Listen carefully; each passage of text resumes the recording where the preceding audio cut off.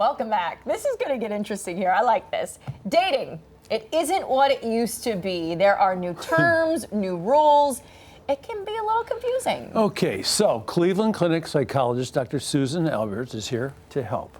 So I need a psychologist for this because, this is complicated stuff. You don't need any help. You don't need any help in that department. You're good to go. Yeah, we're 35 years any second. And going strong. Yeah. But there are so many people who find themselves back in the dating game later in life for one reason or another. And I'm sure that it can be very overwhelming for people in those scenarios. So when you're looking for a good match, how do you look for a good match, or how do you know when it's a good match?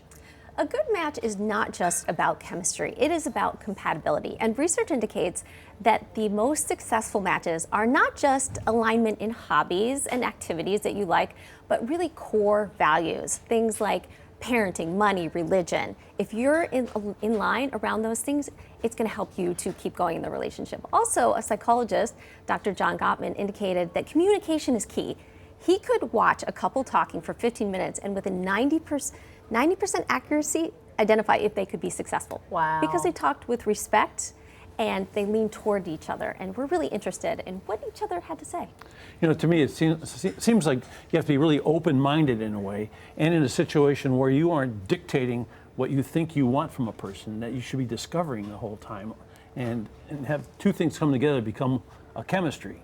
Yes, be open, have good communication, explore different options with each other in terms of how your attachment styles complement each other.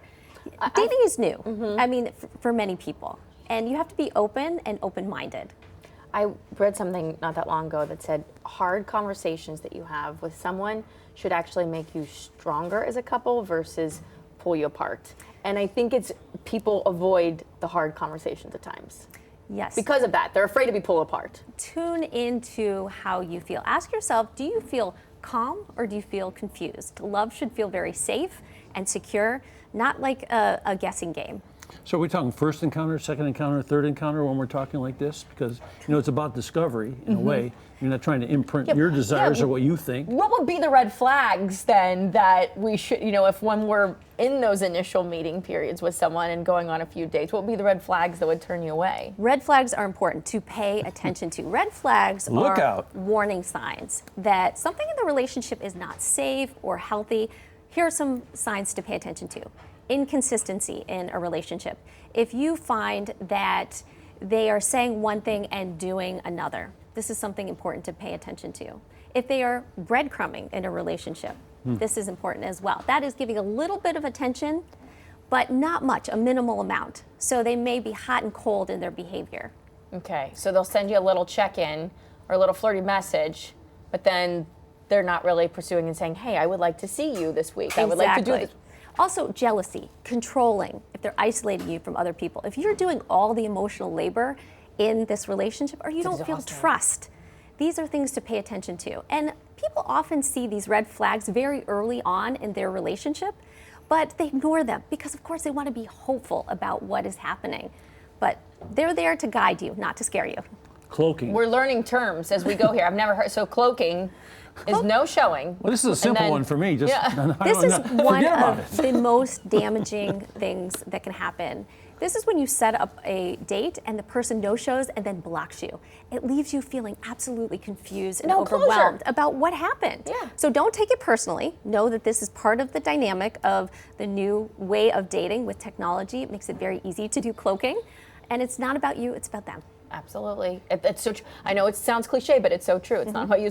What about this kitten fishing? That's something I hadn't heard of either. This is a mild version of catfishing.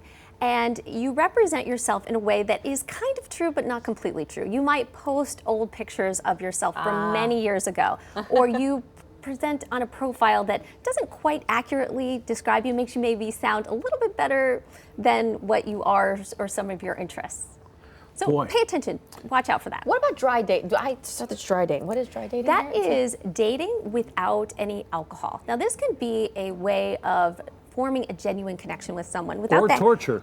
or without the haze of David. alcohol, of skewing your perception of that connection. That's so true. So you can be clear-headed in a different That's a way. great point, because people tend to, if they're nervous, especially for something new, like a date for the first time, they want to drink to calm their nerves. But then when you keep doing that, are you really getting to know the person for who they are? So that makes sense. You know, this is so complicated. You need another segment. We're going to have another segment. Before we get to the other segment, can I ask you one quick question about, it's, I think, very intimidating for people to go through this process. Again, later on in life as well. How do you stay positive through the whole thing and keep pushing forward? Because I'm sure sometimes people just want to throw in the towel. Yes, focus more on the lesson than the outcome. It's okay if the date does not go well or it's not successful. Each date gives you an opportunity to learn about yourself. You learn a lesson about who you are, what you're looking for, what you're not. Even if it's a bad date, you could turn it into a funny story and a learning lesson about what you want or what you don't want. Get support from your friends and family. Set your expectations realistically about the process. Keep a journal.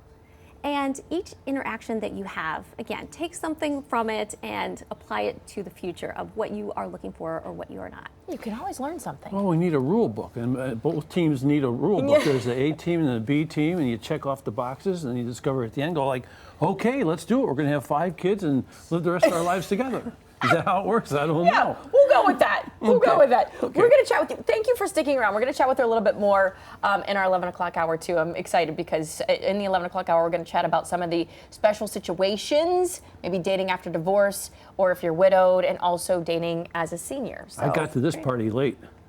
You're good. You don't need to worry. Thank you so much for coming. Thank in, Dr. you. Albers. We'll see you Thanks. shortly.